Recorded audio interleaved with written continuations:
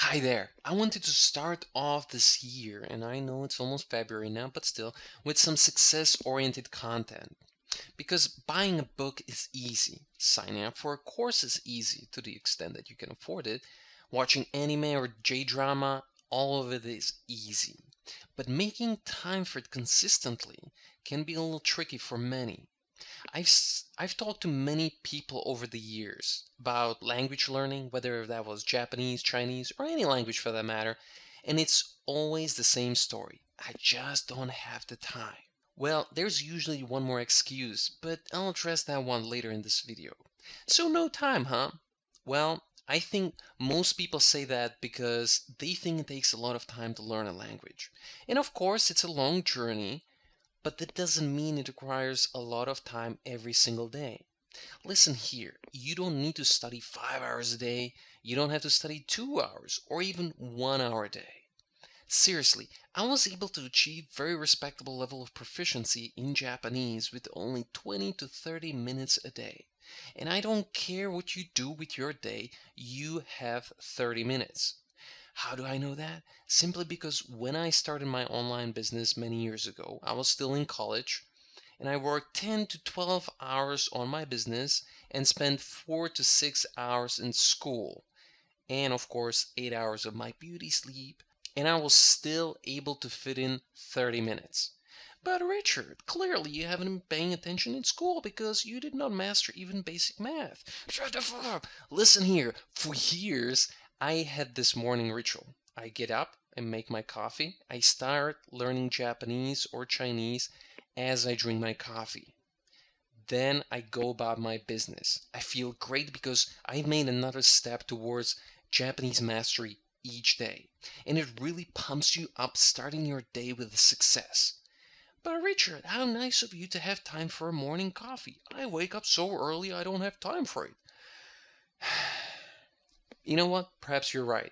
Maybe you don't have the time for breakfast, or even if it's just small coffee. But I bet you have time for eating lunch, or at least a dinner. Don't try to pretend you don't eat. Nobody's buying that. You can do your lesson as you eat, or when you work out, or when you wait for your class if you're a student, or when you commute. There are times throughout your day when you're doing something that doesn't require your full attention. That attention can be devoted to something else that you want to improve in your life, like learning Japanese. It's called net time. It stands for no extra time. This is something I've learned from Tony Robbins years ago. Basically, it means you attach what you want to focus on to something you're already doing. Therefore, it doesn't cost you any extra time. Make sense? I hope it does. This is a powerful way to create habits with huge upside potential and no downside. Look, trying to create a new habit from scratch is tricky. Everybody knows that. Because when you're trying to do something brand new, it requires a huge amount of mental energy for you to motivate yourself to do it. That's because it's new. You're not used to it. But now, consider a habit you already have, like brushing your teeth, taking a shower, going to sleep, waking up, eating at specific times. Now, all of these might not fit everybody watching this video, but if you consider your daily life, there are things that you do every day that are instinctively easy for you to do. That's because they're habits. And if you have a habit, then by definition, it requires very little mental energy to do.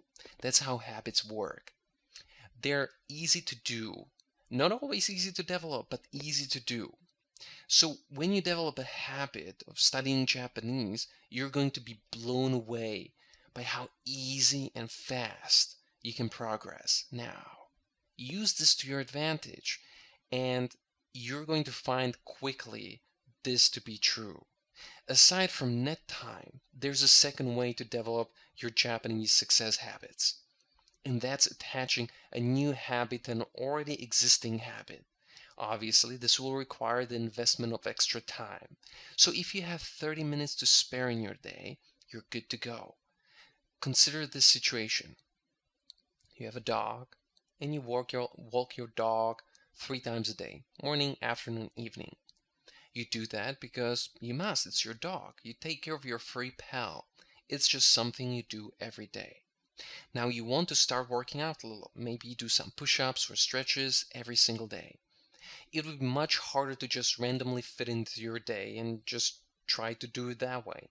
But it would be significantly easier to simply do those stretches or push-ups before or after you walk your dog.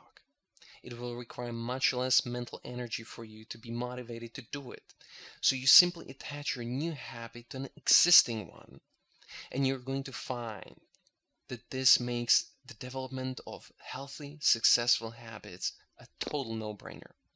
Simply do your 30 minutes of Japanese before or after something you already do, whether that's a meal, exercise, school, work, shower, whatever.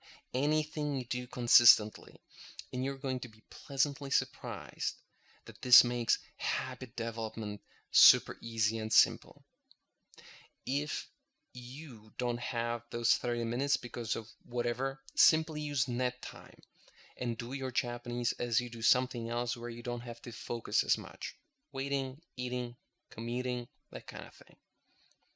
Now, the studies done on habits say that it takes about 66 days to hardwire a habit into your brain.